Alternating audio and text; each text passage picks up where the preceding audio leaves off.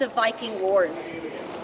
So the Vikings were going from Scandinavia to the British Isles, and they were going to monasteries and raiding and plundering these monasteries, as it tended to be that there was a lot of wealth and money inside these church buildings. So it was brought to Ireland sometime in the 9th or 10th centuries, and then we're unsure of its location for a few hundred years. It was found on a farm in County Meath, which is just north of County Dublin on the map of Ireland. It was found there in the 1660s.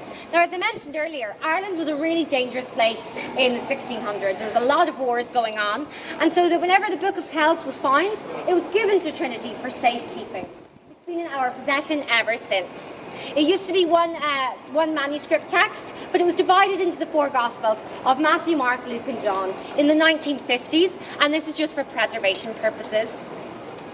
There's always 2 books on show. I think at the moment it's Matthew and Mark, but they do change it up every few months for any returning visitors. Unfortunately, you can't flick through it like a magazine. It is in a glass bulletproof case, and it takes about 8 people to turn 1 page of the book. But there's 1 book open on text and 1 book open on illustration.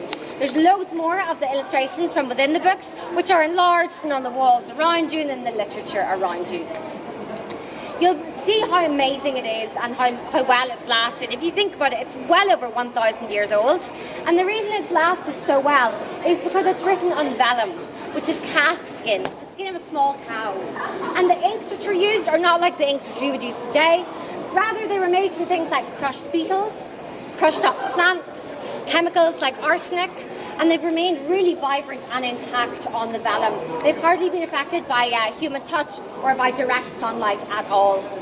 So you can head on down, you just have to walk down the steps and head on into the exhibition and see the Book of Kells for yourselves, and inside's also the long library. So thank you so much for listening to me for the last half an hour. I hope you enjoyed the tour, and I wish you all the best on your future travels. Thank you.